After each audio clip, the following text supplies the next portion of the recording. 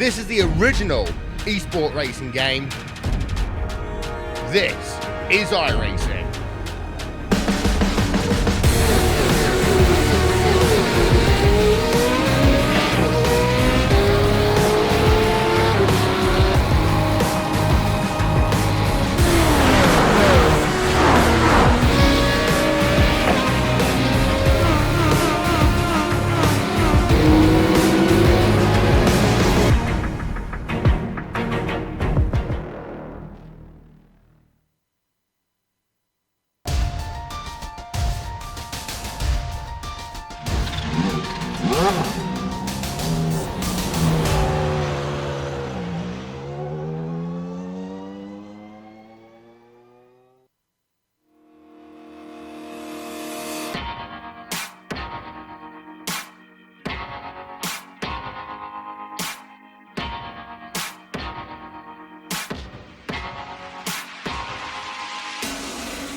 This season marks a new beginning.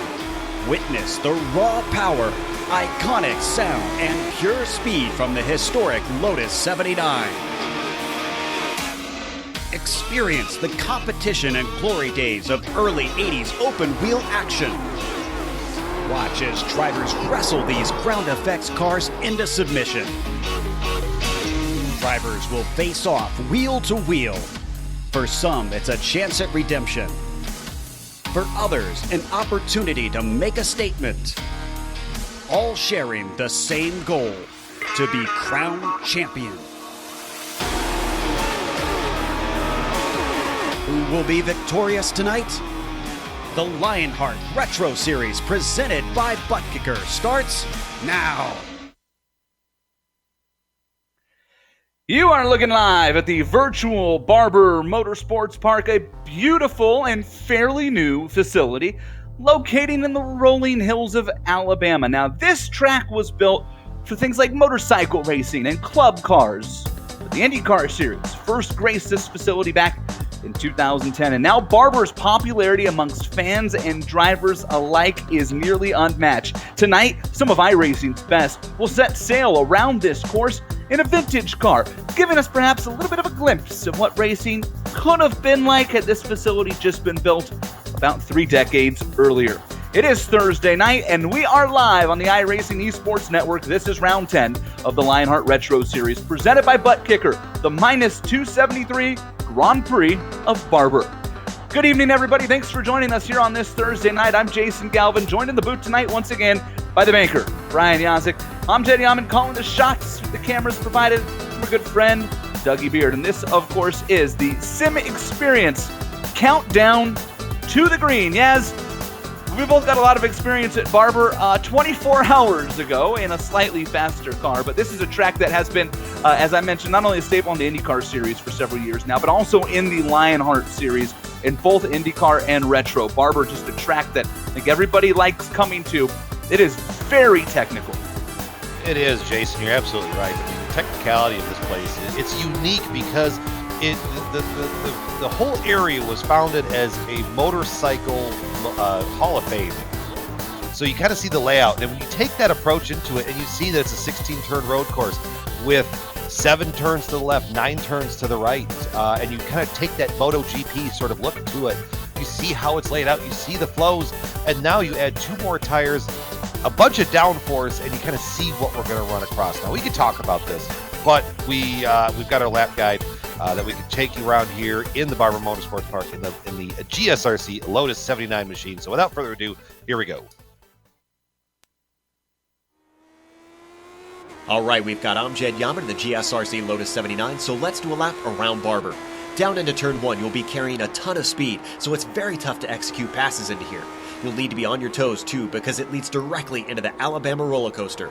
This is a long, undulating double apex bend. The exit here is extremely important as well, because a bad run could put you under threat into the next corner. Charlotte's Web is easily the most common place for overtakes on the circuit, but the dip downhill right as you hit the left pedal means braking late could leave you coming in too hot. To add to the difficulty, the corner opens up on the exit, so steering and finding traction will be tricky. Drift the car off to the left, and then you've got the notorious museum corner to tackle. You're braking and turning while the car gets light, but you're also threading the needle between these curves. The compression at the bottom of the hill should make finding the power a little easier, but right away, the back half of the course is unrelenting. 10 and 11 need a lot of precision and bravery to stay flat-footed. There's just no downtime around this track, and it's only a short blast up to 12 and 13. Drivers are fully committed plunging the car into here, and you'll see competitors of all skill levels have trouble keeping the car straight coming over this crest. Now you're into 14 and 15, which act as one continuous curve. Hug the inside of 15 to set yourself up better for the final corner. There's some banking here, but it's surprisingly easy to understeer off into the grass. Hopefully you kept it all together and have now finished a lap around Barber.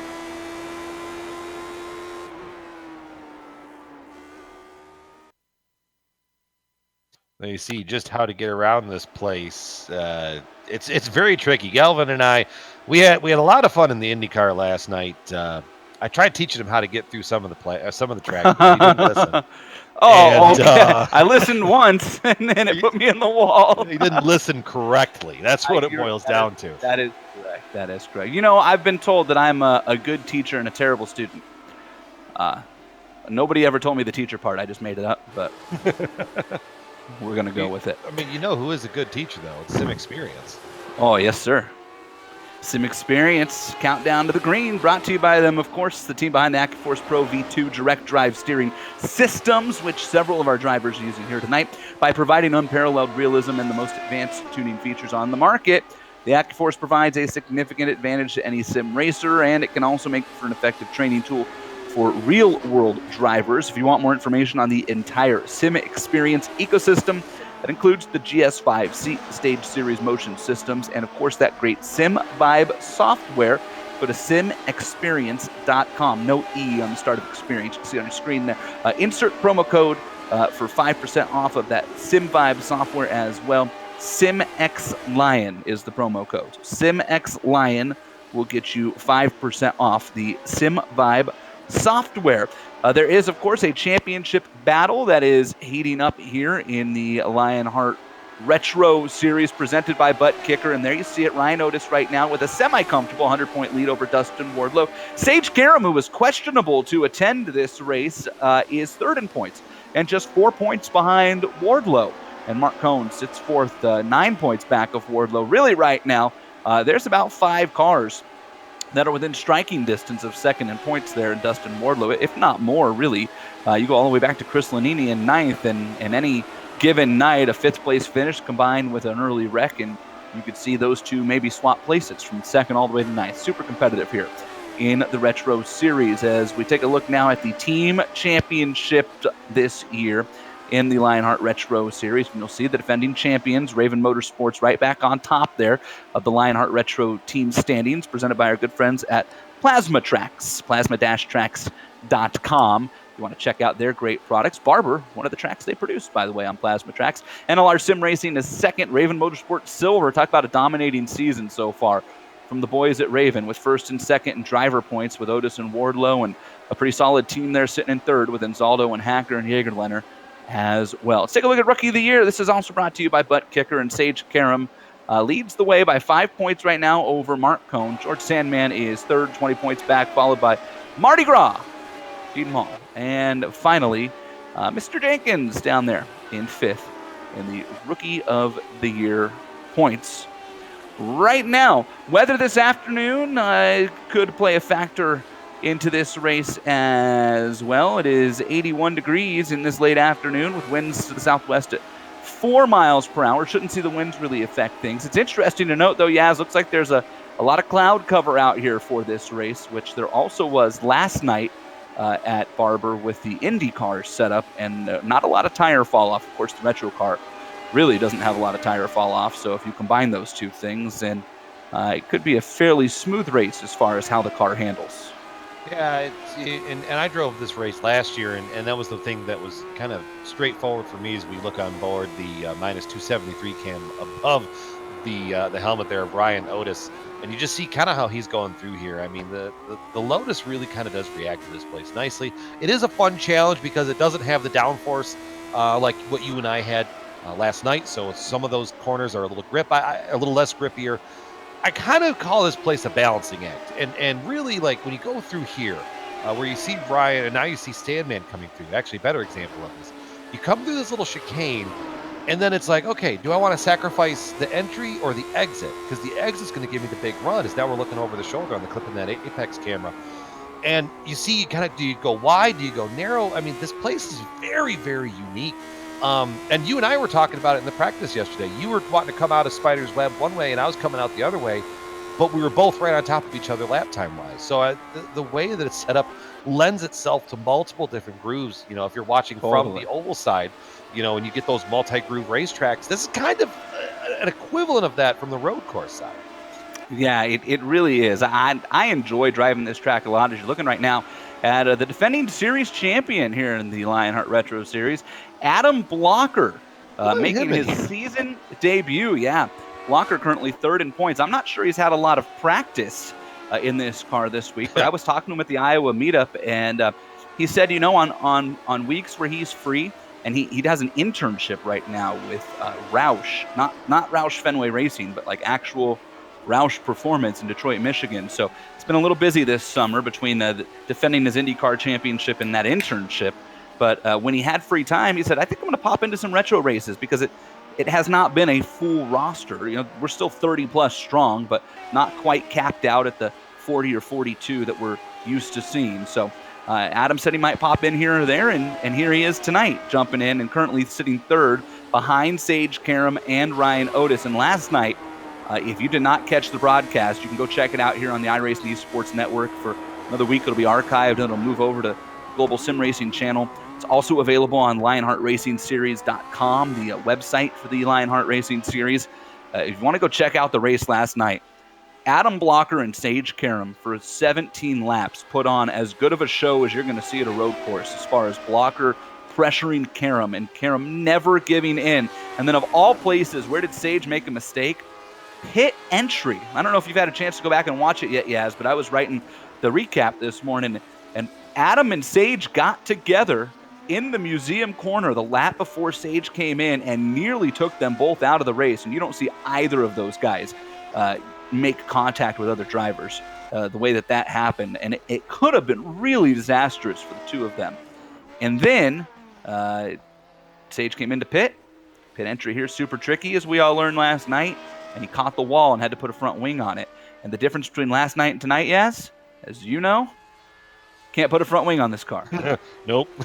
Pretty much you bend that front wing up, and especially at a place that you need that downforce. Yep. And look, you can see it here. Look at Cody Eldred going through the corners. Great job by our producer, Amjad, there in the cameras from Dougie. You can see Cody Eldred's left front wing is bent. 4 laps of qualifying. And you see just what happened right there. You come up that corner, and it just, I mean, like we've said time and time and again, this car does not have the downforce that some of these guys might be used to, especially, you know, guys like Blocker and Sandman and Wardlow, you know, guys that raced the IndyCar last night. It's a whole different mindset that you have to switch over to. And you need every bit of downforce that those little front wings can generate. So you do get that little bit of an impact and that little damage, and it completely undoes everything you're looking for. 30 seconds left, Yaz. What's the biggest story you're looking at in this race? Well, I was going to say, you know, with Sage being questionable, the road course at the top, you know, kind of that was going to leave it open. But I'm looking at qualifying. You've got 4 guys there: Karam, Otis, Blocker, and Sandman, within about 4/10 of each other, 3/10 really, and that's pretty impressive around here. But the biggest thing is and this is what my philosophy was last night around here: race the racetrack. Some guys are going to get real caught up in trying to chase that guy down in front of them, but race the racetrack, keep the car pointed forward, and you can guarantee yourself a good finish. Yeah, and the other thing to wonder about is the amount of practice that these guys have gotten this week, as Brian and I can attest to. And Brian had a little more time because he wasn't able to make it, unfortunately. But the Lionheart series, every year, you can see it on Facebook. There's all sorts of pictures. If you go follow the Lionheart guys or any of us, Yaz, myself, Big Joe, Pierre Degley, George Insaldo, anybody that's big time in this series, Dustin Wardlow, Adam Blocker was there, all met up in Iowa for the IndyCar race. It's an annual deal. This year we had 40 plus people show up, which is pretty phenomenal. It was a great time. We braved ridiculous heat on Friday and tornado warnings on Saturday, which was unique for the guy from Bakersfield. But and then of course, like typical Midwestern people, there was 2 drivers that did not let the rain stop their cornhole game. oh man, the worst rainstorm I've ever seen in my life. Lightning striking down all around us, and 20 of us outside, and there might have been some drinks consumed ahead of time, but 20 of us standing outside watching a cornhole game. It was pretty phenomenal. Congratulations to Justin Weaver, by the way, for winning that. Not in this race tonight, I don't think. No, he's not running retro this year. But I got to tell you, just a great time at Iowa. But it made with the IndyCar race last night for a very short week and not a lot of practice. My first time in the IndyCar was an hour and a half before the race yesterday. I know guys like Dustin Wardlow. He and I got home Tuesday night. Late Tuesday night, so he hasn't had a lot of practice. Sage was obviously there racing in Iowa, so he didn't get a lot of practice. Adam was there. Just a lot of fast guys in this league across the board who were there and didn't get as much practice. So that'll be interesting to watch here tonight, as well as we go to the starting lineup here in this race as we're gridding cars out, and we'll take a look at the butt kicker qualifying results for this event as the cars roll away. And it is going to be Sage Karam grabbing the pole, 113.692 over Ryan Otis. Adam Blocker and George Sandman in row 2. JP Winchittle and Lionel Callisto, Little Train in row 3. Dustin Wardlow, just mentioned the Candyman. And Richie Hearn, our GSRC color commentator on the IndyCar side, in row 4. David Altman and David Clymer make up row 5. And Aaron Morgan in the 11th spot, with Dean Mardi Gras Malt to his outside. Scott Holmes in the 13th unlucky position, with 14th going to Mark Cohn, the watchman. Paul Jenkins in 15th, 16th to Travis Jagerliner, 17th to James Paulson, series founder and just the greatest guy you could ever meet. In 18th there, George Ansaldo. Chad Dalton, 19th, and rounding out the top 20, Finian Ducana. Moving on back, row number 11. Chris Lanini and Ryan Corns in Mike Belair, and I believe that's his debut, and I hope he's saying his last name right, in row 12 with Taft Baldwin, then Zarek Block and Ron Hacker. Tyson Landis and Frank Bieser in row 14, and there's Ken Hacker and Cody Eldred in row 15. Important to note, Bieser, Hacker, Eldred all did not get a clean lap in qualifying. And Adam Young pegged there too. He popped into our little chat on Discord and said he's going to be a special kind of terrible. So, oh boy, that's his words, not mine. Just no commentator anger there, but this track can just get you cool. But something that will get you in the cool side of things. But look at that iRacing iFlag right there. Camera. Travis Yeager Leonard on board. George Sandman clipping that apex. Ryan Otis is our third on board with minus 273. That's going to be a good camera angle right there. I promise you. Sandman will be up on it. He was on it last night. We might want to just ride on board with Sandman here for the first half of the lap with those three in front of him as well. And here's Ryan Otis, mentioned minus 273. The great gloves that they have stepped up and sponsored the Lionheart with this year. Also the sponsor of last night's race. I had a chance to try some minus 273 gloves at George Ansaldo's house last week for the first time. They are awfully nice. 53 laps, 125 miles is the distance. We will have a first-time winner here at Barber in the Lionheart Retro Series tonight. It's Sage Karam and Ryan Otis bringing him to the green flag, and we are underway with the minus 273 Grand Prix of Barber. Sage getting a massive launch off of that start, catching Ryan Otis sleeping. Otis losing another spot, and now we're setting up to see Blocker versus Karam round 2 here tonight in the Lotus or in the Retros here.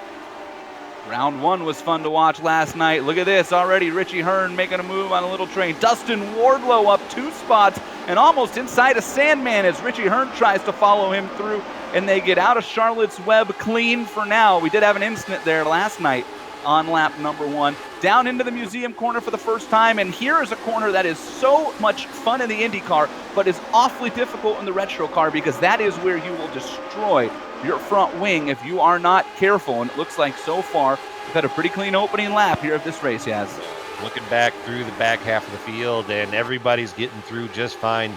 Oh, big incident, actually. As soon as I say that, big incident right off of that corner. Travis Jagerliner is involved, and I saw a car. I thought I saw a car upside down against the catch rail. Oh, it's Paulson. Ooh, you know, I have to go on board for this because I have a suspicion of what happened.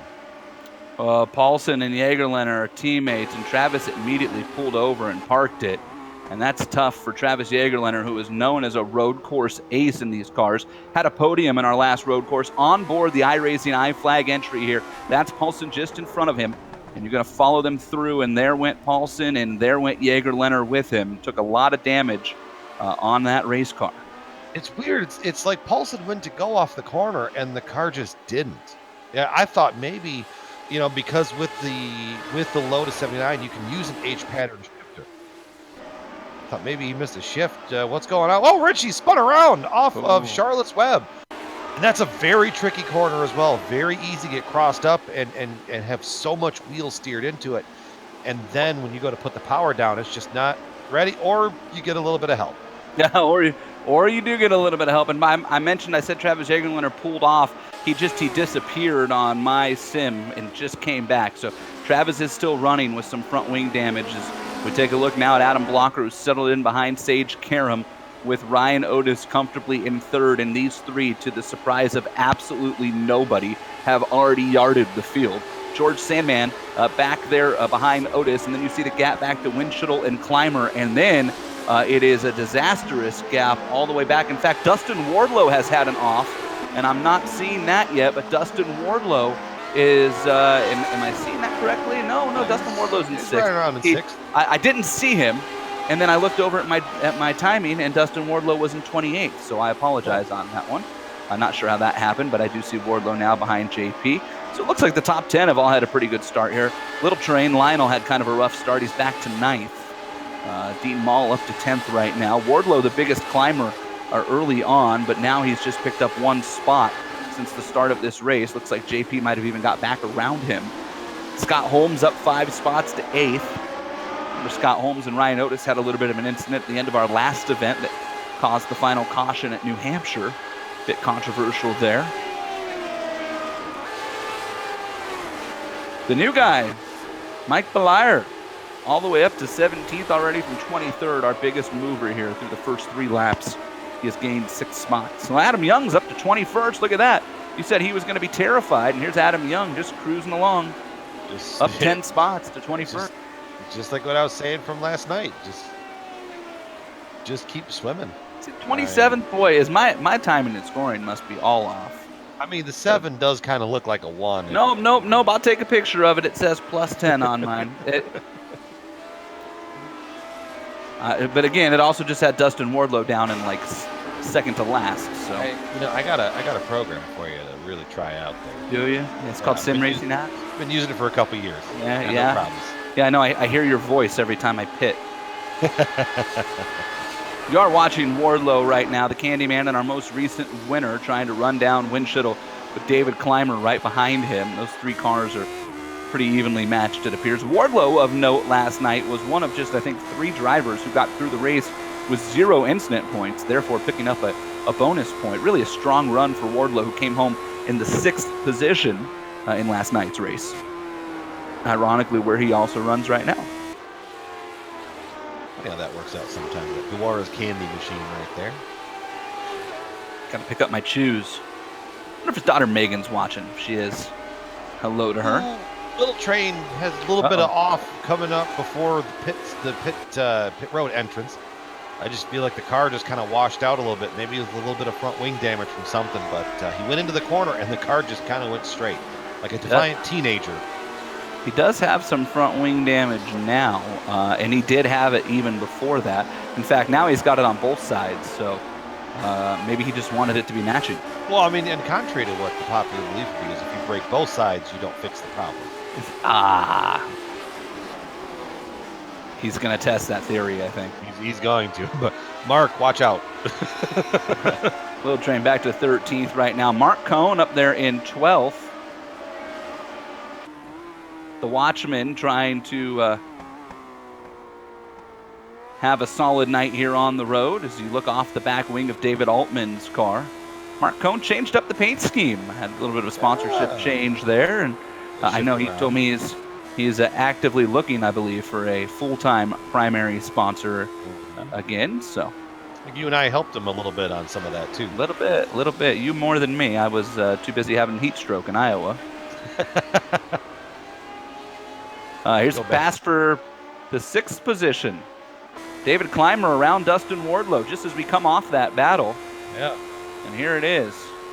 Clymer, and this is this part of that the track that I was talking about earlier, where you kind of come up this hill, you climb the hill, if you will. There's a spot. He even runs wide, but Wardlow ran wider. So that was kind of a unique one. That's the corner I had troubles in last night as well. That's kind of calamity corner. That's where I got my 1X last night. Is it where I drifted just a little too far off. You should protest it and see if they'll give you that bonus point back. Well, I thought about calling for an admin. Yeah. A little too much of that going on. Back to the battle on the racetrack here. Clymer ahead of Wardlow. See if Dustin can get back around David. Saw the lap time disparity last time around with Wardlow getting wide. Right now, the quickest lap in this race does belong to your leader, Sage Karam, at a 1:13.53, and he has actually opened up the gap on Adam Blocker to about 2 seconds. Ryan Otis another second back of him. And George Sandman is hanging tight, just 5 seconds off the lead right now. So really, a mistake by any one of these guys could really shuffle up the current podium runners as we work lap number 7 of 53. And here you're on board with Sandman, clipping that apex on board for the HPP simulation driver. And, you kind of run around this place, especially if you don't have the pace of the leader and you think, you got to finish all the laps because, all these guys aren't going to wreck. Sandman, a driver who rarely makes a mistake, made a mistake last night. Sage Karam made a mistake last night. Multiple mistakes. Multiple drivers. Yeah, so you really just have to keep your head down. And if you do make a mistake, just keep at it. Now, unless you junk the whole car, then don't keep at it. But you just have to kind of keep everything pointing forward. Like I'm watching Wardlow trying to make a run back at Clymer again. And to me, this is probably the best battle on track off the top of my head that I can see right now from timing and scoring. So now they're coming through that little sector. It's just fun in the IndyCar. In this car, it's not fun. That is so true. Oh, man. Yeah, it feels really good in the IndyCar. And in this car, you're like one little blip of the throttle away from ending your night. Yeah, and then you get that nice little rotation there, then try to cut it back. Even here, I wasn't able to get real comfortable with the throttle there last night. I know it's even worse in this car. Because you have to gas it coming off the corner before, then lift to let the nose set, and then punch it again. But then if you punch it if you drive it wrong, you're going to end up in the grass and end up in the wall. If you're wondering just how quick these cars even are versus how real life works, you see the lap comparison there between Clymer and Wardlow. The real life lap record at this track is Sebastian Bourdais back in 2016. Ran a 106.6. So last night, the Lionheart IndyCar Series was actually outrunning Bourdais' track record by a full second. The guys up front. But the Blocker was outrunning. And Karam, yes. The rest of us were below that. That is correct, yes. The other we mentioned off the top, this track originally built specifically for motorcycle racing. Matt Mladen, who is, of course, if you know anything about superbike-style racing, the Aussie is one of the best to ever grace two wheels. Has the track record way back in 2008 on a Suzuki GSX-R 1000 at a 123.6. So even these old ground effects retro cars with the naturally aspirated motors are running around here about 11 seconds quicker, 10 seconds quicker than the motorcycles did, which really says something to the amount of speed they're carrying. And the biggest reason I bring that up is because they built a racetrack designed for vehicles that ran 1:23, and now we've got vehicles that are twice the size and weigh 4 times as much that are going even quicker. Yeah, I mean, that's the fun part is doing some research for this, for the show tonight, and figuring out that, Barber derives its name from the gentleman that built the track. Because it's in Alabama, so you think, we'll call it one of several different things that are close to Alabama. Nope, it is George Barber was the gentleman that built that track. And Jason's absolutely right. It started as a museum over on the far side of the museum corner there, and then it just kind of built upon it. until get what we got today. Good little battle here for 17th. The newcomer, Mike Belair, and that's Chris Lanini that you're looking at. Teammate of Brian and I is over on the IndyCar side, and coming off a 10th place finish last night. He called that his proudest race in his Lionheart history.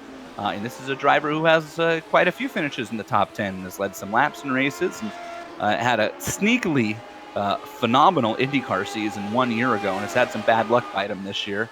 But currently running in 18th. And last night, did he have a top 10 car? Definitely not. But what did he do? The exact thing Brian has said all night, which is just don't make a mistake and see what happens. I felt bad because, Chris is on. He's on our team over there in the IndyCar side, and we got in Carol's line. He said P10, and I went, wait, what? He just stealthily got up there, and it was brilliant because I don't think he said 2 words the whole race. Not even close. No, did not hear him at all. Whereas you and I were talking a lot, and then other people were coming into our channel talking a lot, saying that we weren't fast enough or something. I don't know.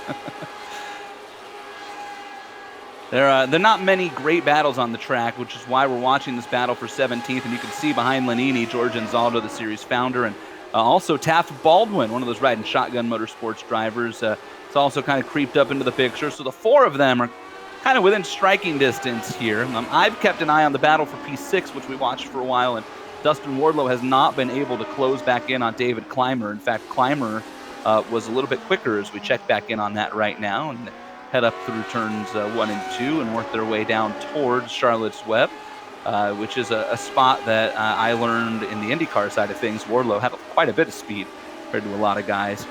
He also has those HPP pedals and an AccuForce wheel. So shout out to companies that have in the past and currently do support the Lionheart series, because Dustin is sitting right there as living proof as how good their equipment can be. Boy, you see Clymer, as I say, that kind of locked up the brakes a little. So we check in on 8th place, and there's Scott Holmes and Mardi Gras, Dean Mull, and even Aaron Morgan has jumped up there. Aaron Morgan coming off of a phenomenal run at New Hampshire, he has, where I don't think we said Aaron Morgan's name once all night until 5 laps to go, and all of a sudden he was inside of Big Joe in a battle for the podium and came home in 4th place. Yeah, it's just, sometimes just how these races go. You think you can pay attention to everybody, and then someone comes up and sneaks a run at you. I will say this, the jump back to that battle for 17th, Chris Lanini, he did the over-under on Belair. And he's going to go around the outside, which is that move would require significant downforce aided by your massive steel attack. He wisely backed out of that, but then he tried the crisscross and coming back.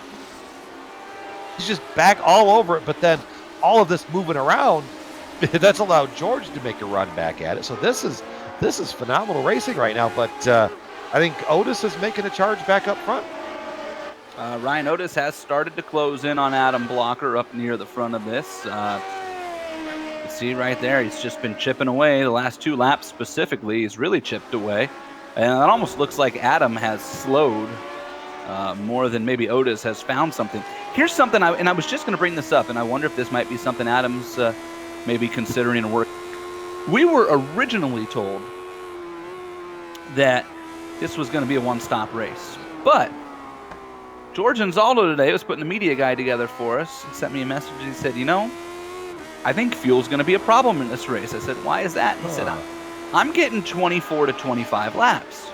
Well, the problem with that is 24 to 25 laps means this is a 2-stop race. But with the pace lap, if you can get to 26, then you could probably make it a one-stopper. So do we have a little bit of a Monza situation on our hands here, you wonder? Oh, you could, and if that's going to play into anybody's strengths, it is Adam Blocker, who, I call him Scott Dixon of the IndyCar series, the Lionheart IndyCar series, because he could just make fuel mileage somehow, as we're watching the 05 machine there, Taft Baldwin just having a rough go of it there. And he was right behind Anzaldo, along with Lanini and Belair. He was right there in that battle, the 4th car in line, and he looked like he had maybe also been the benefactor of the slow up and had caught Anzaldo and then got a little happy on the throttle and looped it. So now Taft all the way back to 24th. And you see Ron Hacker and Tyson Landis both right behind Baldwin there. And I got to take a second while we can here on lap 14 of 53, and this is the Lionheart Retro Series presented by Butt Kicker, the -273 Grand Prix of Barber.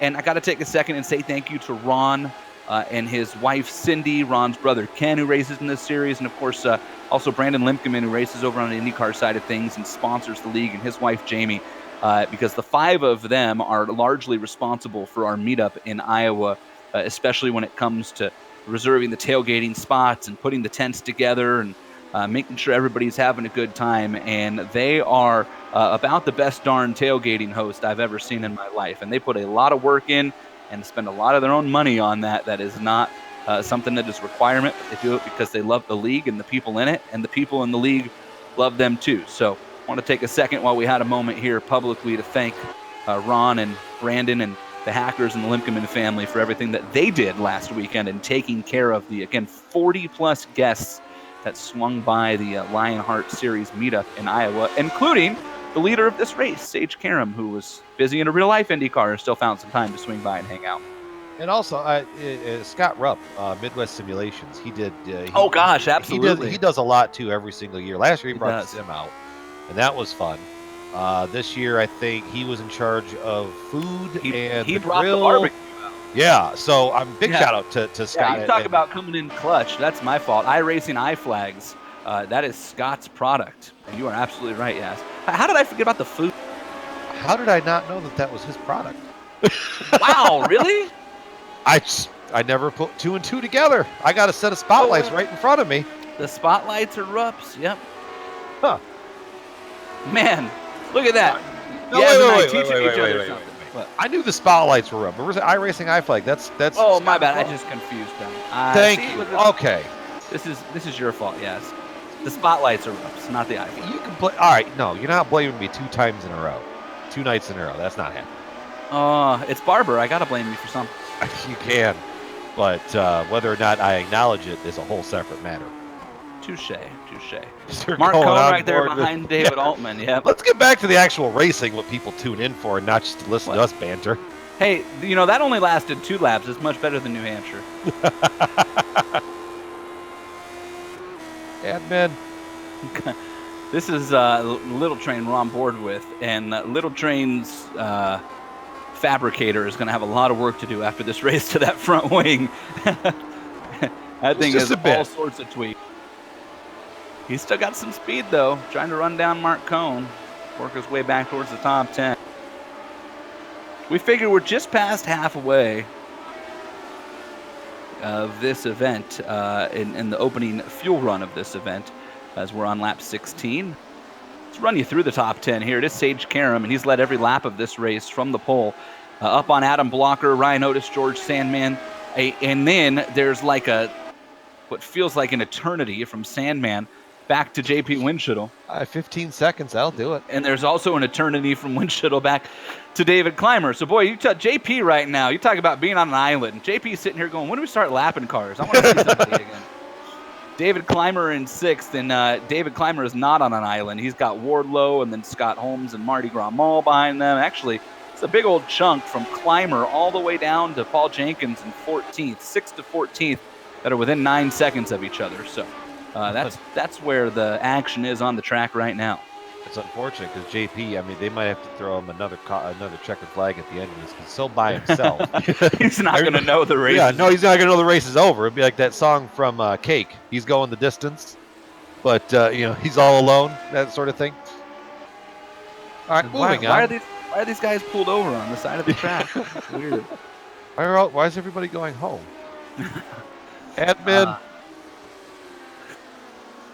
Mardi Gras right now. That's who you're looking at.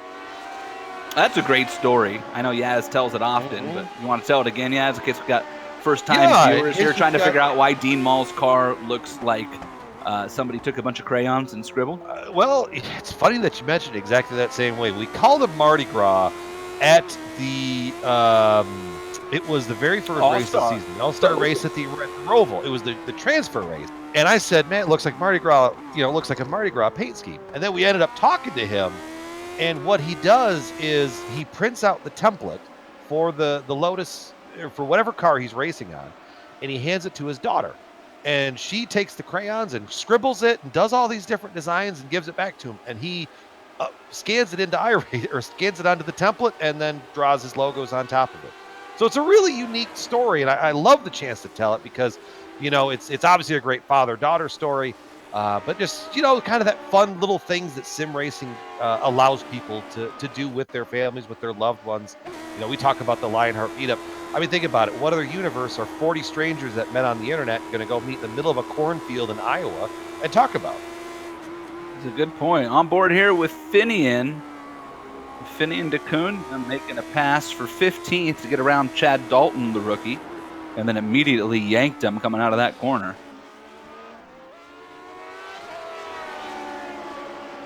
You got him a little twisted up there. Finian's a driver who has a ton of road course experience. I kind of figured he would be a little further up on the road course in this series. Right now running around in the 15th spot.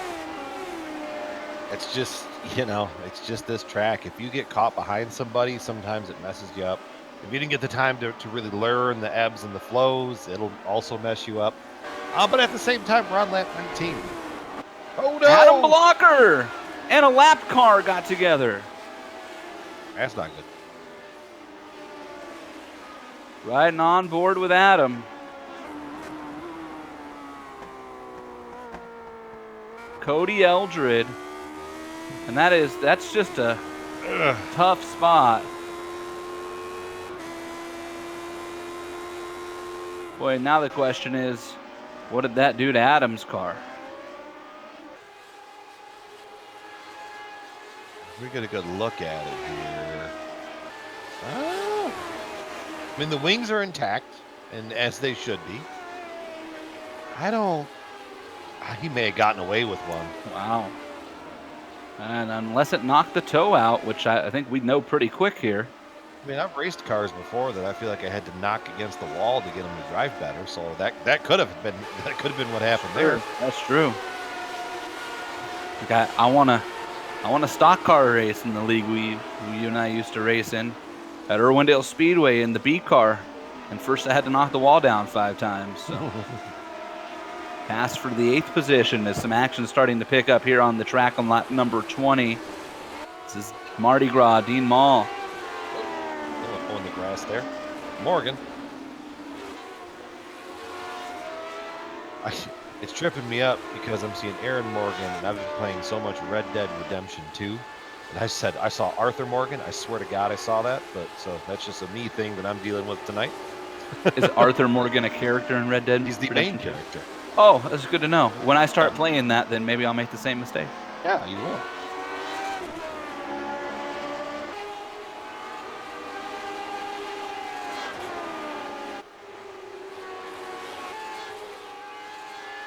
Yeah, and that's kind of what we got going on here at Barber. I haven't taken my eyes off this battle for 17th for about the last 5 or 7 laps or so. 17th. It is just, it's Chris Lanini and Mike Belair, and Lanini is trying every damn thing he can think of. It's just not George working. Anzaldo's there. By the way, to make matters worse, here's Richie, who qualified in the top 10 and spun on lap 2, and then sat there and let the entire field go by. And Richie has now caught back up to this and is sitting there knocking on the door like, Bueller? Coming through, boys. Everybody move. Chris gets a great run off of that corner, gets right up using the draft, and then he gets up here to these kind of left-right combo, and he can't really go anywhere. He tries this over-under, like he tries to cross him up. He even tried sending it up the inside one of those times through this set of corners. It just didn't quite work. Did he lick the stamp first? That's the question. Not quite. He had the envelope and he was getting ready to send it. Problem is when you have your hand in the mailbox drawer and the drawer shuts on you, you have 2 choices. You can either pull the hand out or get bit. And he decided on lap 10, just pull my hand out and I'm gonna try again. Right. We're closing in, folks, on what we're expecting to be the opening of the pit windows. Richie Hearn makes a move on George Anzaldo. into Charlotte's Web. You saw it right behind Lanini there. And that's So Richie Hearn moves back up into 19th position with that pass of Anzaldo. And now you got to imagine we'll set his sights on Lanini and Belair. And I almost wonder, it might behoove Lanini to maybe back off just a tad here. This is going to sound counterintuitive, but hear me out, yes. Okay. Back off just a little bit and let Richie by. And when Richie gets around Belair, try to follow him through. Oh, yeah. Not a terrible idea. Let someone else do the work and make the hole, and you just gotta follow through. But then here's the other thing: is Chris Lanini was in the race last night, and we talked about a penalty that's to a game Adam changer. Blocker for avoidable contact.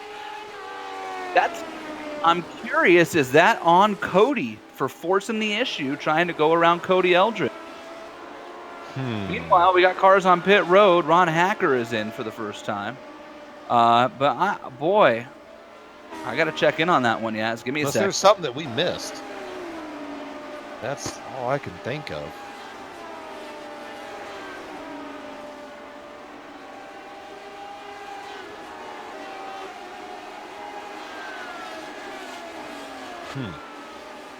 Anyways.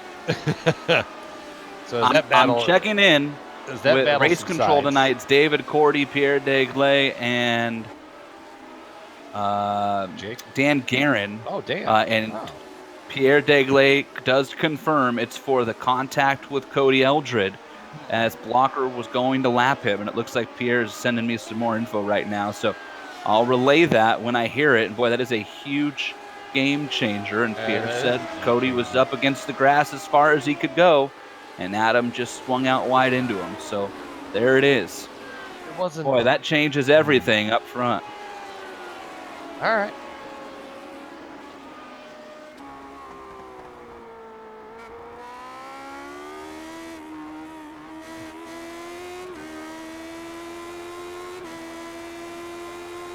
Adam Blocker has not served that yet, and they just called it again. I almost wonder, this is going to sound Does he dumb, not but I know almost his wonder if number? Adam realizes his number. Yeah, because he runs 1 in the IndyCar. Honestly, he runs number 1 in the IndyCar. He might be sitting there thinking to himself, like, what? Is that me? Who's that 73 guy? They both go Ryan around Otis on Eric pit Block. road with a bent up front wing as well. That's just shy of. I mean, that's gonna be That's a way two-stop shy. race. No, that's way shy. There's not a chance. Boy, that may be the one saving grace for Blocker. If he's the only guy who can make this a one-stop race, then suddenly the drive-through doesn't hurt him. Yeah, but I just. And the drive-through might actually help him save the fuel to make it. Think about that, because you're going to It drive could through be. pit lane off the throttle. I don't know. It's interesting. Yeah, it could be interesting to see.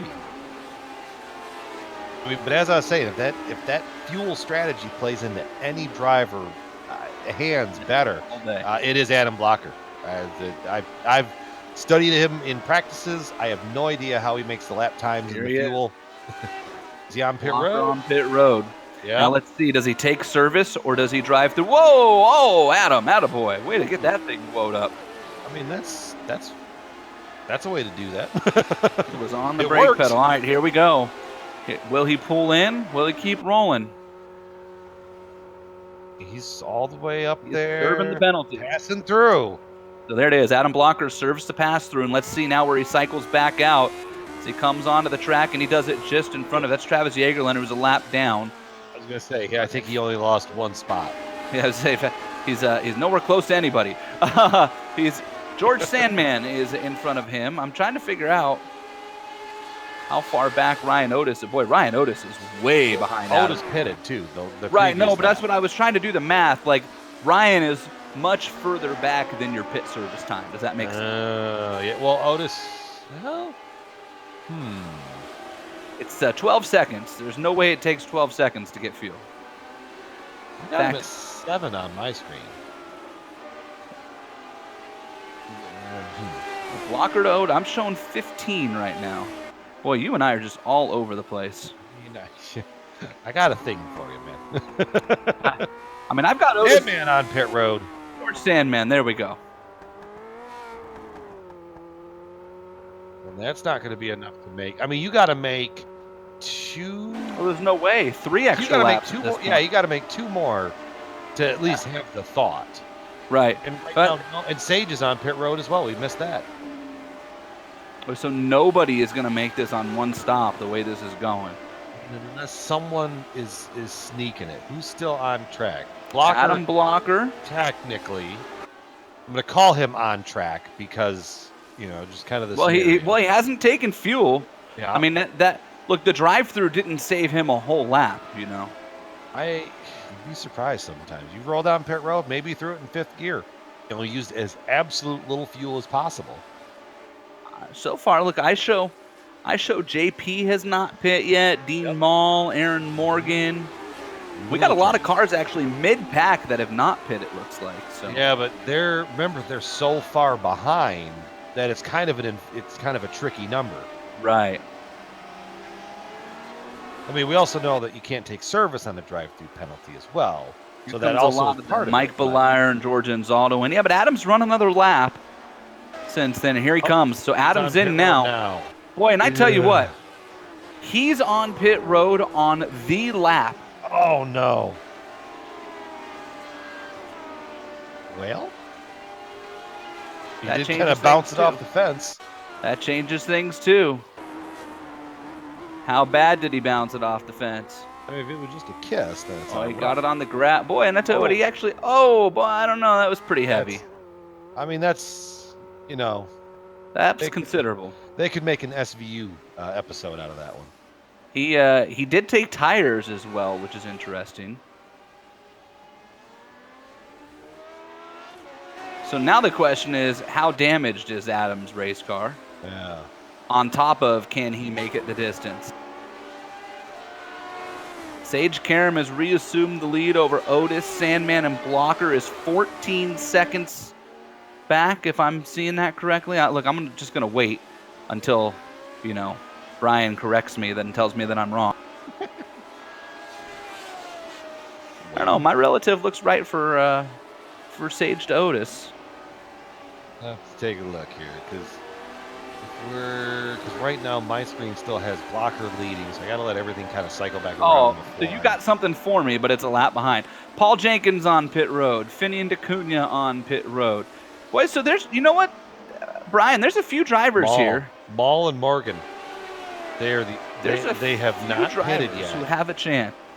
But you wonder if the pace, if they're going to get outrun. Well, yeah, outruled so I on don't pace. think Morgan and Maul aren't going to win, and here comes Nope. Maul in right now. They are right now. But what they might do is steal 4th and 5th.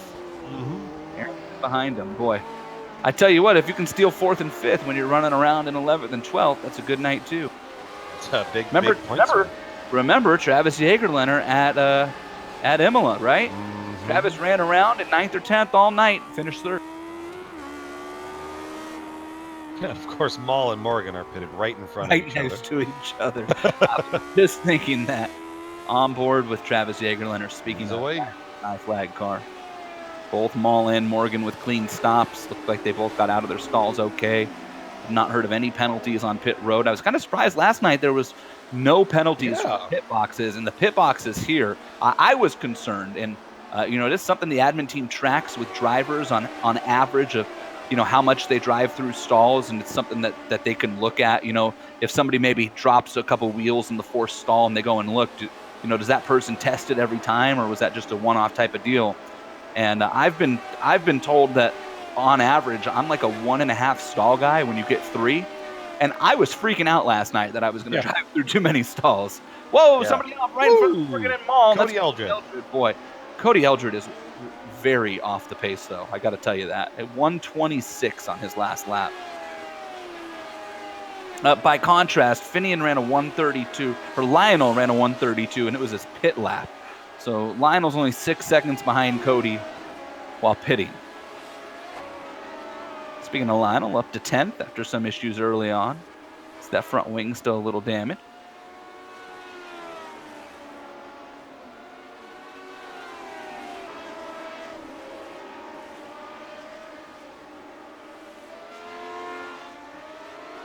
Just catching up with a couple things that were brought to my attention. Nothing of a major concern. That's what I was just going to ask about that. Battle for 11th. That's Altman just poking his nose out there. I mean, got that bright yellow car. Sometimes that move, you know, it's a very low success rate. I'll be honest about it. But when it works, you want to do it every single time, because what the idea is that you poke the car out just enough that they can see it, and they might take their eyes. Altman runs wide. And then there's that. Altman runs wide, and then Holmes comes on and bounces off of Jenkins. Yowzers. That's Charlotte's Web. Boy, there might be 2 avoidable contacts. Holmes might have been the victim and the aggressor. I bet you that one doesn't cancel out either. No, I don't think so. I do not think so. Now, Altman just got in there and just got too much of the brake pedal. Then as he goes back on, sheesh, just goes from bad to worse there. Holmes is off again, and he almost spun. Boy, I've been there. Meanwhile, David Altman is just all over Mark Cohn all of a sudden.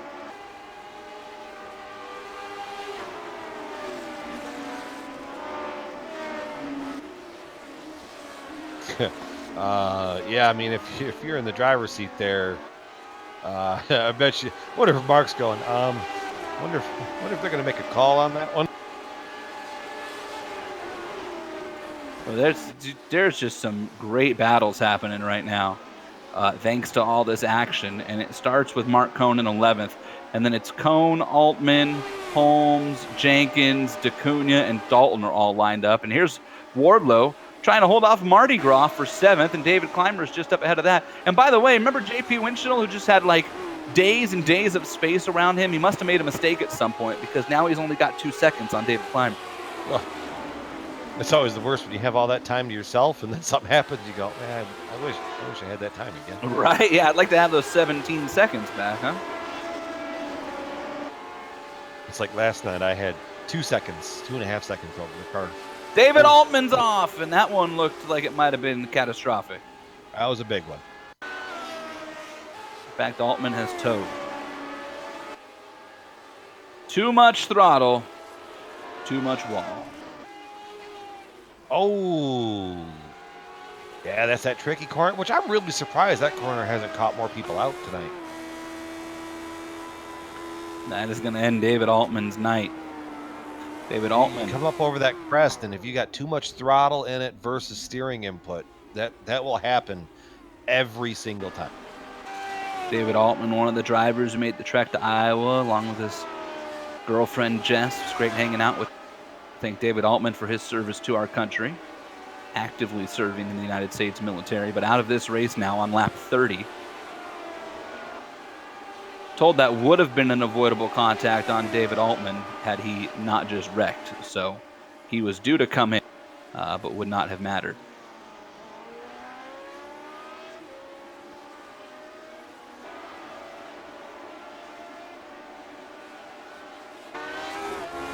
Watching Sage Karam, who has been the dominant car in this race. But the question remains,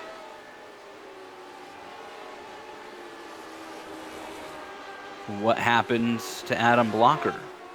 Because Ryan Otis's front wing has seen nice better days, hasn't it? Yes. Yeah, that's nice and twisted up there. He's going to have a big bill from the fabricator. Mm-hmm. That has to be affecting the handling on that race car. Like there are little kinks to that wing that don't really kill you, and then there's that. I was gonna say, and then there's that. It is all. I mean, that looks like Uba stuck the stop sign out going down the highway. Yeah, I mean, and it's probably doing the same thing down that front stretch, or that stretch right there before Charlotte's Web. I'll tell you what, last lap, just 0.3 off of Karam. Adam Blocker is the fastest car on the track right now, by the way, but he is 8 seconds back of George Sandman and Sandman is actually running comparable times to Karam and Otis and Blocker as well. They're all hanging out in the 1:14.3 to 1:14.7 range. In fact, JP Chippy Winchell is also in the 1:14.7s all of a sudden and has kind of started to open up that gap over David Clymer a little bit. Blocker also has a little bit of wing damage on the front. I remember The, Blocker driver's made side love left. to the wall coming into the pit. That's right. No. That was the other side. This is the other That was side the of other the car. side. You're right. That's a good point. Battle for 6th. Dustin Wardlow got David Clymer. The Candyman back up to P6, and boy, had he been working on that for like 20 laps. I was going to say, yeah, that's every bit of about 20 laps. Trying to look and see where that happened at. Yeah, it just must have. I think it happened into the hairpin, into Charlotte's Web. Okay.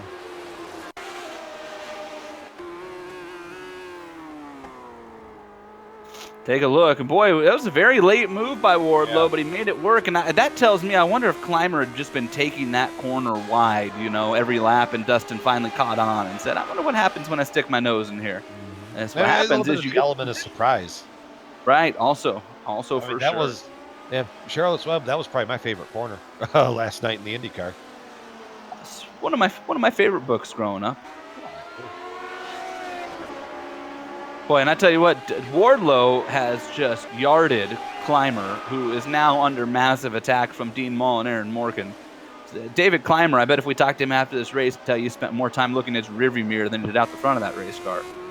Yeah, very possible, yeah. David Altman has retired from this race officially, by the way. There are, there's about 4 cars actually out of this race. Let me double check here. Maybe 5. Good little battle. Ken Hacker, Adam Young. Sorry, I was just going to run through them real quick. Paulson, Ken Hacker, Adam Young are all out of this race. It looks like Ron Hacker has also retired. So David Altman will be the 5th car out of this event of the 31 that started. Good little battle back here for the 12th position. Scott Holmes has it. Paul Jenkins, Finian Ducana, Chad Dalton. They're all kind of breathing down that right in the right off of that rear wing of the 67 machine. It's kind of hard to tell because sometimes Scott coming off of a corner might gap it a little bit, but then the entry Jenkins might get a little bit back. I mean, it's kind of, they're all accordion back here. It's really going to play a factor into this battle as well, yes. What's that? They got Cody Eldred in front of them, who is a little off the pace. And then if you look out the backside of Chad Dalton's car, Ooh, yep. they're about 2 laps from having company from the race leader, and you got to believe that race leader, Sage Karam, is smart enough to have looked at Adam Blockard's pit stop and realized when he took fuel and said, you know what, Adam might be close, and I need to keep the gap going, Because, I mean, Adam could be to the point where right now the gap is 18 seconds. Pit road delta is 32 in the lane, but you figure it's closer to 36, 37 with the entry. I mean, Adam might be to the point where he runs out of fuel and coasts to the line with an 18-second lead, Yeah. I mean, he's got that type of gap to play with, especially if he can eat into it if Karam catches lap traffic here. So this will be interesting to watch as you continue to look back. Scott Holmes, Paul Jenkins, Ducana, Chad Dalton. Here's the blimp view. Boy, Amjed's on it tonight. Such a scenic track, too. Yeah, nestled in the hills of Alabama. Which I'll be honest, until I saw a race at Barber, I didn't know Alabama had hills. I didn't know I'm either, just yeah. throwing that out there. Karam got around Eldred rather easily, but he is officially there at the back of this battle. There's no way to hide that. Chad Dalton looks out the back of that race car, and your race leader, Sage Karam, by the time they hit Charlotte's Web right here, Sage is going to close in, I think, right up on Dalton when they come out of this corner. And we're going to get to the point where Sage is going to be using that admin call, I think, trying to get out of his way. Decisions are going to have to be made. Indeed. Let's see how well everybody plays with the leader. We're going to ride on board with Sage Karam here and follow this group around, as now not only do we have a great battle shaping up for 12th through 15th, but we got a leader in a whole lot of hurry as well. Well, you got an 8-second lead. I mean, really, Sage has no incentive to push here. Other than that, a blocker. You know, that's got to be the thing in the back of your head. Yeah, but Ryan Otis, by the way, has just this lap alone has cut into that lead almost a full second. Yeah, well, more so where I was going with that thought process is Sage doesn't have to try and reach out and make stupid decisions to try to at least, desperation stab the brake pedal and try to get around guys. I think he's going to get a good run here on Dalton here into Charlotte's Web. So that's one down.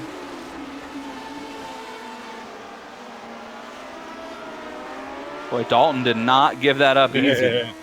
Didn't make it easy on the IndyCar Series driver.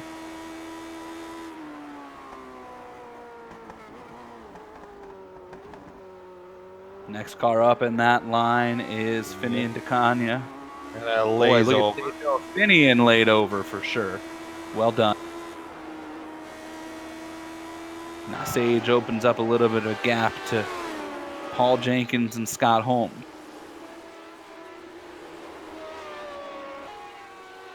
Boy, Dalton and Finian both almost just wrecked coming over the crest there. That could be interesting. They were wheels wide in the grass. That could have been fun. Checking in on the lead this time around. Sage Karam's last lap actually didn't suffer too much. A 1:14.8. Ryan Otis clicks off another half a second on Karam that time. In fact, Ryan Otis that time around, Yaz, goes 1:14.2, and George Sandman goes 1:14.0. Ooh. That's fine. Fast time in this race belongs to Sage. It's a 1:13.43. Ryan Otis has also been in the 1:13.4s. I assure you that was right down there near the end of the fuel run.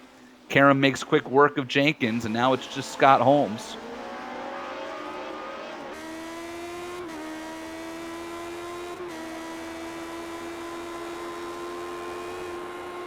The Sage is going to catch Holmes at an awkward time, though. Mm-hmm. This is going to cost us some time. That's not the fun part of the track. No. Oh, and Holmes makes all sorts of mistakes. And look at Sage slicing it under. That's one way to get him. Boy, excuse me coming through. I am not playing games, says Sage Karam.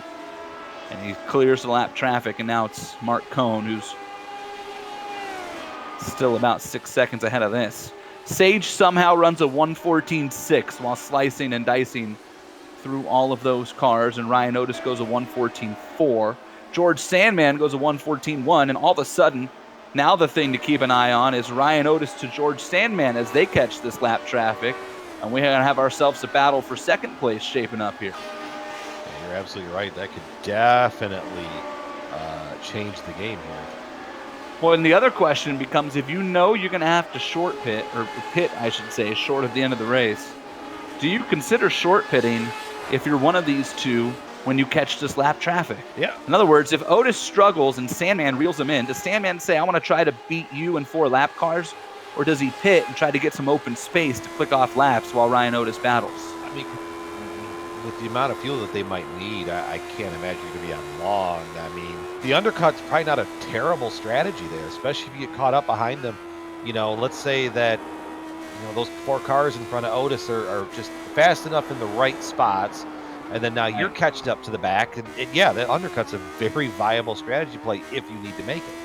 And isn't it funny that all 4 of these cars got kind of spread out when Sage was lapping them? And now to see if Amjad can get us an aerial view of these 4 in front of Ryan Otis, because now they all look like they're being towed around the lake on knee boards or something. Just throw a string out the back and everybody hold on, I'll take you with me.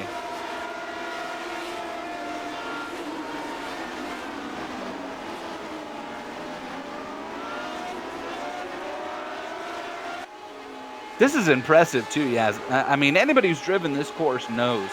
But if you haven't, there are so many blind corners on this track. This is not a track where it's fun to follow somebody. There are those tracks where it's really fun to chase somebody. Like Road America comes to mind. I love chasing somebody at Road America. This track, there's like 3 corners where if you're 0.3 or 0.4 of a second behind somebody, you're basically hoping that where they turned in is the right spot. Because if they miss, everybody's going with them. And these guys have done a great job now for about 15 laps of racing nose to tail 4 and 5 cars deep, and nobody has made that mistake. Otis with they're the both undercut. doing it. Oh, Sandman followed him. Boy, I think Sandman saw Otis do that and said, you're not playing that game on me, son. Yeah. Sandman's been around the block. I mean, they probably only need a second of fuel. I'm thinking maybe 2.5 seconds here, just from the time that it takes. Gallon. I think they need about 5 laps of fuel. Here, we'll see. I guess we'll find out real quick, huh? There it is. Boy, longer than I thought. Sandman! Boy, Ryan Otis with an extra second on pit road, and look at that battle. And now they come merging right out into lap traffic as well. They're having to deal with Frank Beeser, who's just going to get right in the way of Sandman. And, that's a exciting moment. And there's nothing that Frank did wrong there, but that's the sort of thing that just gets you angry behind the helmet. And Mike Belier's right in front of Otis now.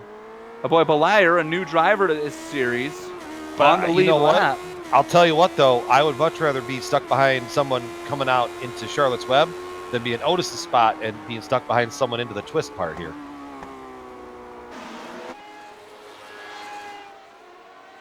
It's real hairy through there when you're following somebody.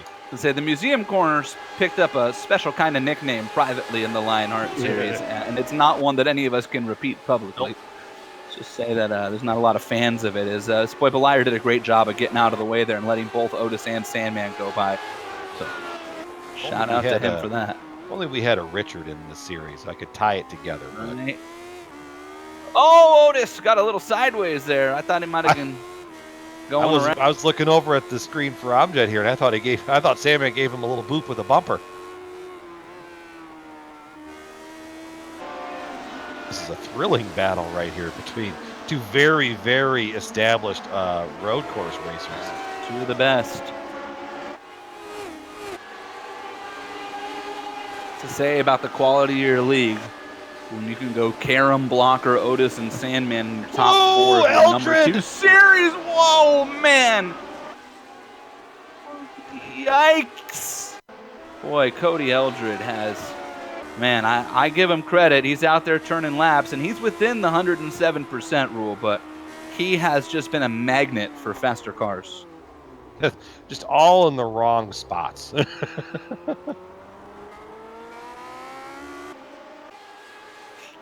It's like he's just not sure of what's going on around him, you know? That's a tough deal. What do you say we reset the top 10 here with 10 laps to go in the -273 Grand Prix of Barber?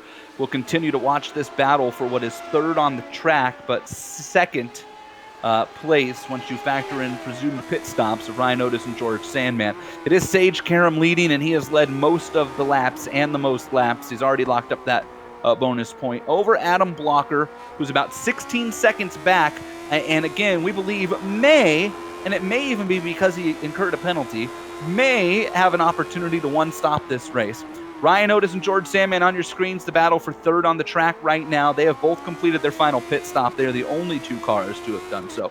JP Winchell's in 5th, Dustin Wardlow, David Clymer, Aaron Morgan, Dean Mall, and Little Train, Lionel Callisto make up your top 10, and those are the only cars on the lead lap right now as well. Mark Cohn sits 11th, just off the bubble, the first car 1 lap down. So far in this race, the only drivers that we've seen actually drop out so far are James Paulson, Ken Hacker, Adam Young, Ron Hacker, and David Altman.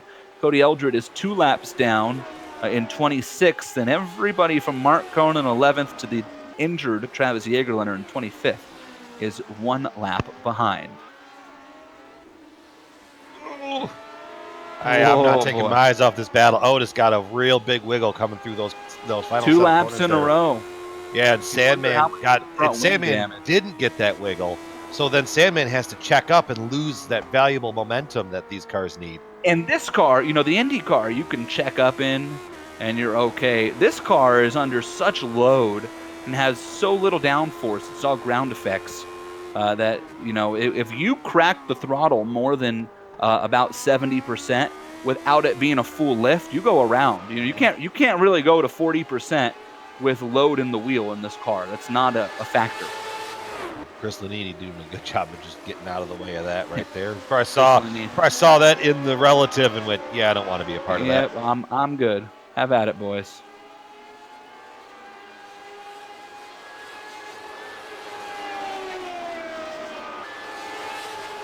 Well, and just in case you were wondering, the battle from 12th back to 15th has not lightened up at all. But Scott Holmes, Paul Jenkins, Finian, and Chad Dalton, that just like continues to be this like row of cars, one by one. There's also a battle for the 7th position right now. Like a picture in the picture here. Right. Climber has it. Morgan wants it. Morgan just doing another good job, just like at Loudon, just slowly creeping up there at the end. Boy, I tell you something else. He was also one of those guys that pitted right at halfway, didn't he? Right, yeah. Well, Climber and Morgan both, I think, were the last 2 cars in. I'll tell you another battle that I'm low-key keeping an eye on because I think it might factor in by the end of this race. Dustin Wardlow is slowly but surely chipping away at JP Winchell. He's within 4 seconds of JP now. After getting clear of David Clymer, Wardlow's really been able to put the throttle down. Ooh. A little wide line there, but yeah, it's just being able to knock that down. Could get real interesting. Last time by, they were both pretty even. I think that they've both maybe been trading laps where they've had some issues. And you see JP is stuck in some traffic right now, too. Taft Baldwin just in front of him. He just went around Ryan Corns.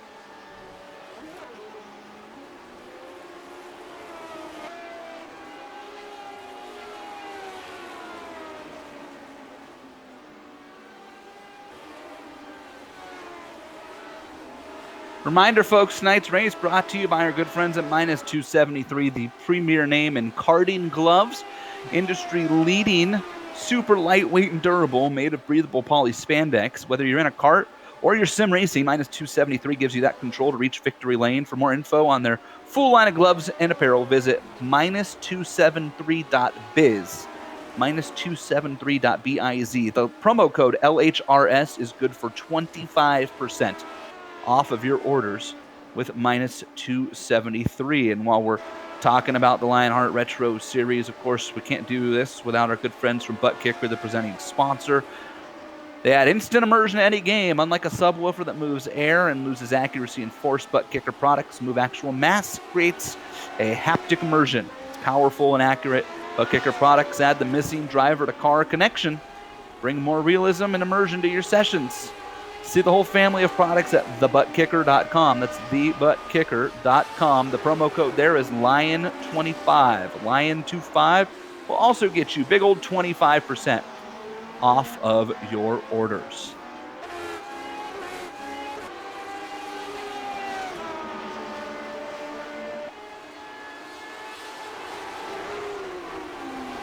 It's a good battle right there.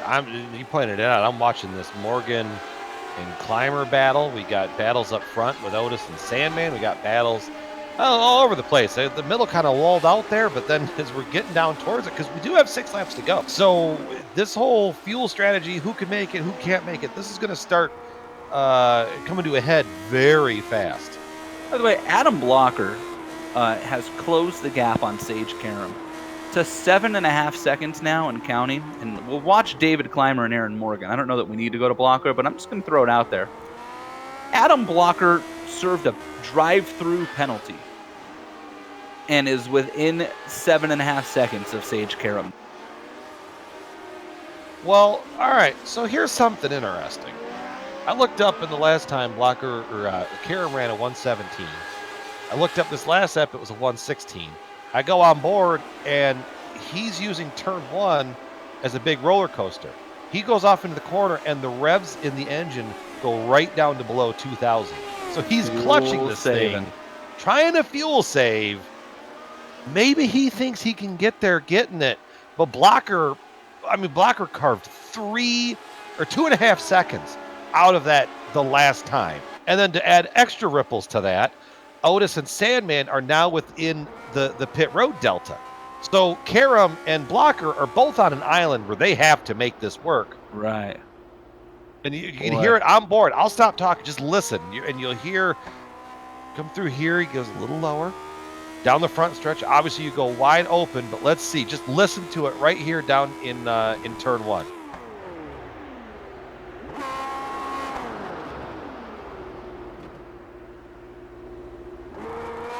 All the way through turn 2. That is so hard to do because especially as you're downshifting through there, you're using the revs of the engine to kind of bring you back a little bit as an engine brake. Without using that, you're relying all on the brake pedal, which can totally mess up your rhythm and how you want to go about things. Because as a driver, you're listening for sounds, you're listening for certain engine notes to know that you're in the right spots. So did you see the speed he had that thing slowed down to? 60 mile an hour. Well, I mean, that was a 115.9 to a 113.7. Blocker is not saving fuel. I mean, you're not running some 114s and saving fuel. He's on the attack. So he must think he can make. Sage is trying to get there, and Otis and Sandman are both licking their chops going, please be half a lap short. Either that or Blocker's thinking to himself, I can't make it. So I'm going to try to run him down and hope Sage can't either, put enough pressure on Sage. Well, and what does Blocker have to lose? He's not nothing. Here for a championship. He's here for first race of the year, nothing to lose. Yeah, why not go up there and put the pressure on him? Sage again. Just so slow. I mean, because they're coming up right to the end of their window where they pitted the last time. Now, Karam is on lap 26. Blocker is on lap 25. I mean, unless that drive-through gave Blocker just what he needed, but I still don't think it was enough. He pitted 2 laps before halfway, I think. Coming up to 2 laps to go when Sage Karam gets back to the line. Yeah, they're not pitting. Otis 114.3. Sandman 114.1. Blocker Dustin 115 flat. Karam 115.6. I mean, so I think maybe they're all trying to get to it, but Sandman is on the pedal. Dustin Wardlow was running P6. He is the first of the leaders on pit road for a second time, aside from Otis and Sandman. Remember, Ryan Otis and George Sandman do not need to pit again and have both closed within the pit delta. In fact, we'll give you an idea for Wardlow. Wardlow in and out was 27 seconds, plus the 4 or 5 seconds you spend on pit road. And boy, Wardlow comes out right in front of Karam, too. And he's staying over and letting him go, but I bet you Sage is probably going, no, man, go. You're right. Cool, go ahead. Right, those two are quasi-teammates, not officially on the same team, but they run in the same team channel and have developed quite the bond. Boy, and Adam Blocker, how about that shot down the straightaway into Museum, huh? Adam Blocker is on the same straight as Sage Karam, despite serving a drive-through penalty. We're 2 to go. This is it. Does Karam have enough fuel? Does Blocker have enough fuel? Karam, he's coasting all the way through the uphill. If you're going to pit, we're going to find out right now. The answer for Sage Karam is no. The answer for Adam Blocker is no. They're both going to try to make it, and here we go. 2.38 miles left in the minus 273 Grand Prix of Barber, and Sage Karam and Adam Blocker are running on fumes, and Ryan Otis and George Sandman are going, please just be short. Boy, Blocker last lap ran a 113.9. That tells me Adam Blocker hit his number. Now has Sage Karam, that's the question. But I think with that kind of, the gap is just about 2 seconds. I mean, you look back there, you see that blue car lurking. But now he's got only half of a lap to make it. I mean, Blocker or Karam is not fuel saving anymore. Listening on board, he's on the revs, he's on the pedal. For the final time, Through the S's. Boy, he's off the throttle there, though. Still going. Up over the hill one last time. Karam. I think he's going to do it. Past pit road. The final 2 corners. Sage Karam with some wizardry and comes back to win the -273 Grand Prix of Barber in the Lionheart Retro Series presented by Butt Kicker. The 3rd win of the season for Sage Karam. Adam Blocker 2nd, and Sage is out of gas, it sounds like. I couldn't tell. Maybe he was just playing with the gears. I think he's just having fun with it. I tell you what a drive as the battle for 3rd comes across, and it is Otis who holds on over George Sandman. JP Winshittle for 5th. He's out now. These cars are so far behind. Yeah, Sage is definitely out now. These cars are so far behind, we got half a lap left. And look at JP with Aaron Morgan back there. Taft Baldwin in the way of Morgan. He lets him go. Will Morgan get a shot at him? This is the battle for 5th. Winshittle and Morgan into the final set of corners. Look at Morgan close the gap. Battle for 5th place in the final corner. Morgan tries to get a run. He's not going to get there, and JP Winshittle will hold off. Aaron, no, he doesn't. He ran out of fuel. He ran out of fuel, and Aaron Morgan steals 5th place on the final straightaway. Aaron Morgan steals it from JP as they cross the stripe. Mardi Gras finishes 7th. Little Train Climber and Dustin Wardlow, it looks like, is going to come home in 10th. Holy smokes! What a finish to this one. Oh, wait a minute. Margin. Hang on. To make that complicated, look, there was, on that replay, Mark Cohn ran out of gas, and he was coasting on the far right part of the track. I'm wondering. Oh, did JP lift not to hit him? Did he lift? But it was, I got it. Oh, no. Okay. Yeah, he sputtered right before. I just looked up and saw that. Mark Cohn. Shout out to Cohn, just probably throwing it neutral, just hoping it was going to get there. I saw that too, but I think he was out of fuel. We'll have to double check on that. Boy, what a finish. What a bunch of stories and what a bunch of interviews coming up here. Stay with us. We'll be back with your podium and the final results of the -273 Grand Prix of Barber. This is the Lionheart Retro Series presented by Butt Kicker, and you are watching the iRacing Esports Network.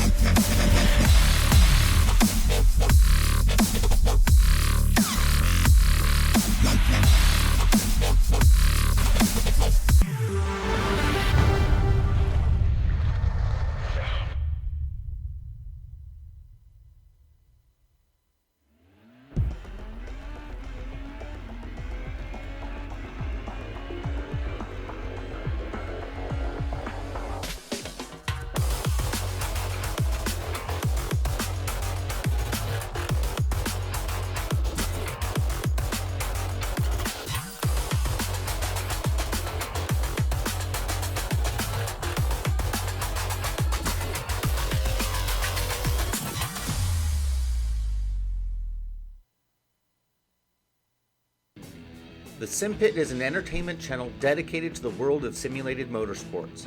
The Sim Pit is a leader in providing the sim racing community with news, reviews, interviews, DIY pieces, and instructional videos to make sim racing a better experience for all.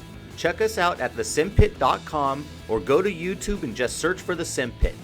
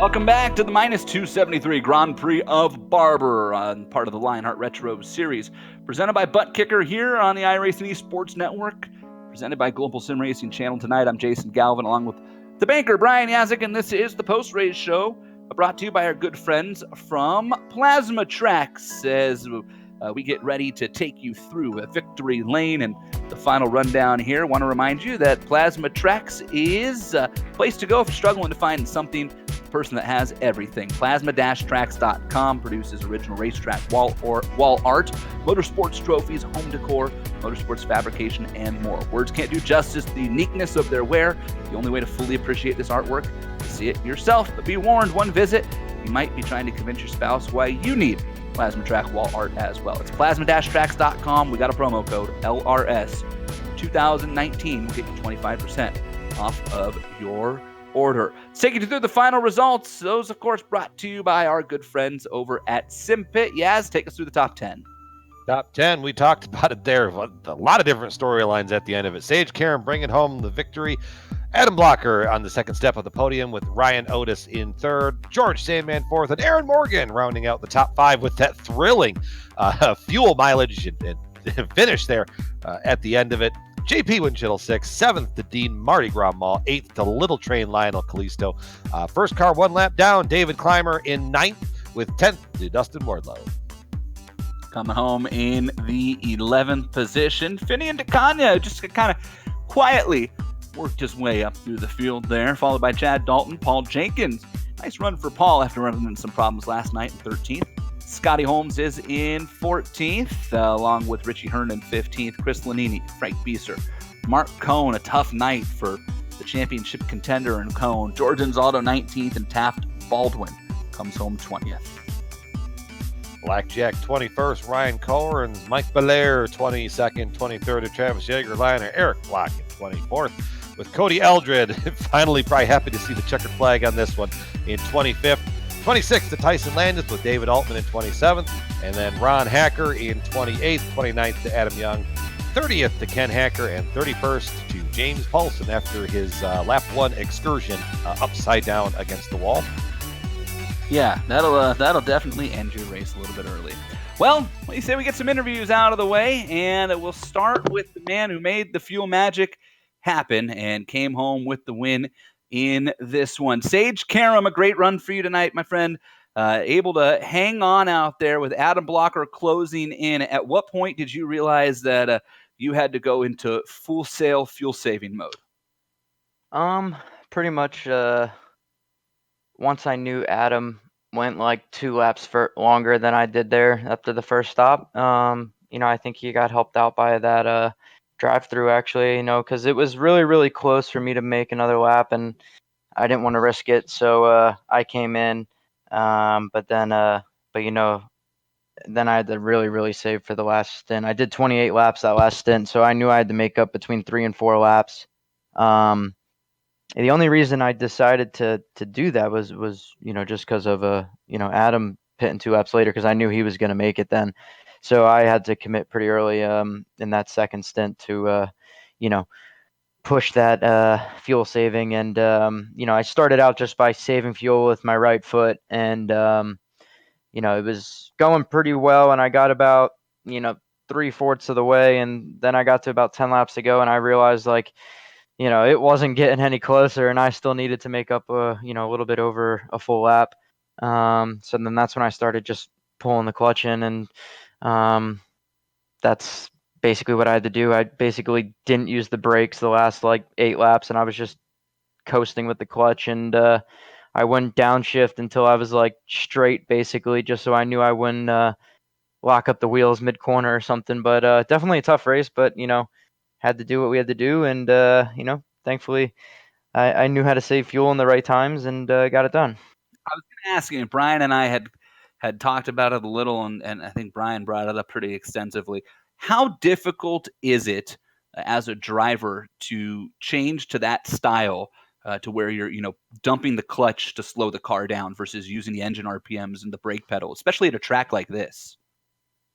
Well, I think even in general, just coasting, and you try when you're saving fuel to just start coasting a lot earlier, and then you try and brake at the same brake marker a little bit later than you usually do when you're running flat out, so that the times kind of, you want to keep your time as close as you can to your flat out time, and you're saving fuel. So even that in itself is quite difficult to pick up on, and actually you can make a lot of mistakes when you're trying to transition to that. But I never like had to do clutch and stuff like that before, so that was pretty gnarly. And trying to learn that, I mean, there were a few times where, like, going down in the hairpin in turn 3 there, I would get into the clutch and I'd go down to, first gear or whatever, and I let the clutch out and the thing nearly would do a spin on me. But, at the end there, I was getting a lot better at it. And then once I saved enough fuel, with 2 to go, I knew I had enough to go like flat out one lap. And that was like what I wanted, just in case, Adam did get up to me, that I could push for one lap. And, we had enough and ran out right across the line, actually. So was able to push on that last lap. But the place is actually pretty fun to run when you don't have to run it full tilt, because this place is pretty sketchy. That it is. Great job tonight. I know you were like questionable to attend, and instead you dominate the race, take the win, and it turns out to be a great points night for you as well. And just a side note, real quick, because we talked about Iowa in the meetup a lot, and I just wanted to say thanks for coming by and saying hi to the guys, because I know that meant a lot to everybody, and you were there to do a professional job, and we were there to hang out and party, and you still found time to come by and hang out, so we appreciated that. Yeah, no worries. I had a lot of fun that weekend, especially having all you guys come out. I think it was around 50 guys, so that's pretty cool when guys that you kind of just like, are meeting on the internet and racing every week, come to watch you race and are cheering for you. So that was cool. I wish I got the result that I wanted to get and could have gotten, but fortunately racing sucks sometimes, and that's just how it goes. But yeah, no, I like you said, I wasn't really planning on doing this race. I wasn't even knowing if I was going to plan on doing last night's race either, just because of, I really didn't get much practice in, just because of, going to Toronto and then Iowa straight after. And I was just really, really busy. And I'm also moving. I bought a house recently, so I'm moving into that tomorrow. So I was just like swamped with packing, and I was like, you know what, I'm gonna like just motor through this today so I can get the opportunity to race tonight. And I'm glad I did. So it feels good to grab, a win again. And yeah, I mean, I don't know. I don't know if I'll do much more of the IndyCar stuff. Maybe I'll do the road courses and stuff, but I'm gonna try and stick with the Lotus and stuff, just because I'm, a bit closer in the points. So congratulations again. We appreciate everything, and we'll see you at the next race, which is Indy. Should be fun. All right, thanks, guys. Sage Karam, your winner. Brian, second place. Adam Blocker had a bit of an adventurous night. This should be fun. Yeah, I was gonna say I get to have the fun interview, Adam. Well, I'm not gonna ask the obvious question first. Kind of making your first retro appearance again for the year. How many times are we gonna see you this year? I don't know. I kind of just did this one spontaneously because we did Barber last night in the IndyCar. I didn't really take that much practice to get to speed, and I had, didn't really have anything else going on. So I might try to do the Indy 250, but I don't know after that. Solid enough. All right. So now that we've got the pleasantries out of the way, the drive-through penalty that I'm sure that upset you, but it kind of gave you a little bit of the extra fuel mileage though at the end to try to chase down Sage. So kind of talk us through from that penalty forward. Kind of talk us through what your mindset was. Well, first of all, the penalty didn't help me at all because I was going to be able to go 26 laps no matter what.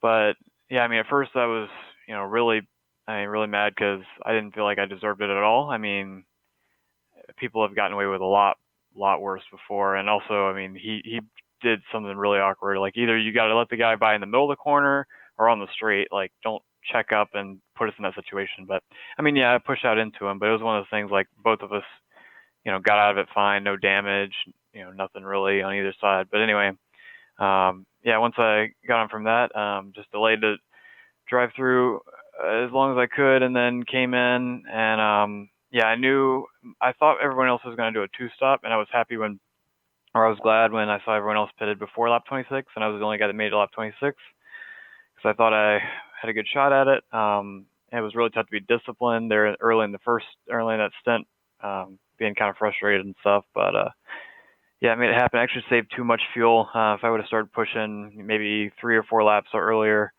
maybe could have gotten to him, but I don't know if I had enough to pass him. So. You definitely had the pace there. I mean, at one point we were looking up and you were running very high 113s to low 114s. And at that time, Sage was running those real high, kind of conservative fuel saving 15s and 16s. So, I mean, the pace was there for you, but, had things gone a little differently, could you have taken that top step of the podium, or do you think that just coming fresh over from the IndyCar kind of hurt you a little bit? Oh, I mean, well, if I didn't have the drive-through, I definitely would have won. But even with the drive-through, I think I could have won if I had managed the fuel a little bit better. It's just tough in this car because, like in the IndyCar, you get the MPG readout, so you know what number you have to hit. But in this car, you don't really get any sort of good readout, or you can look in your black box and see 9.0 gallons left, but like that only gives you the resolution of 0.1 gallons. Like that's not a lot of accuracy or precision. So yeah, it's kind of tough to manage it, and as a result, it's kind of over conservative. Probably should have went for it a little bit more, especially because I'm not going for points. But anyway, I'll take second out of it. I got an app for you. I'll send you a link to it. Helps you out with some of that stuff. Yazik's been trying to sell me on his app all night, Adam. Don't listen. I mean, hey, yeah, it just works. So with that being said, we'll let you get on your night. Thanks for stopping out and hanging out with us. Congratulations and I guess commiserations on the second place, because I mean you clearly had the pace to go up there and give Sage a hard time. Whenever we do see you, maybe we'll see you next week for Indy. Have a good race, and Jason and I will see you on the track on the IndyCar side too. Yeah, thanks guys for calling the race, and just want to give a shout out to Ryan, George, and Sage for the good racing.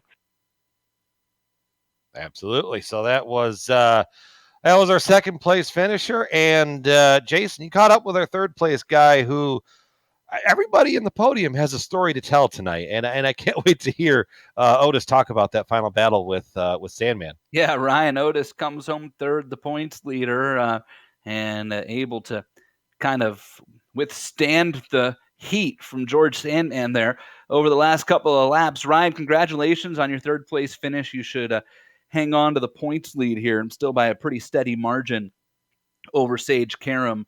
But boy, just a wild last 15 laps or so there, from the pit stop when Sandman followed you into the checkered flag. What was that like?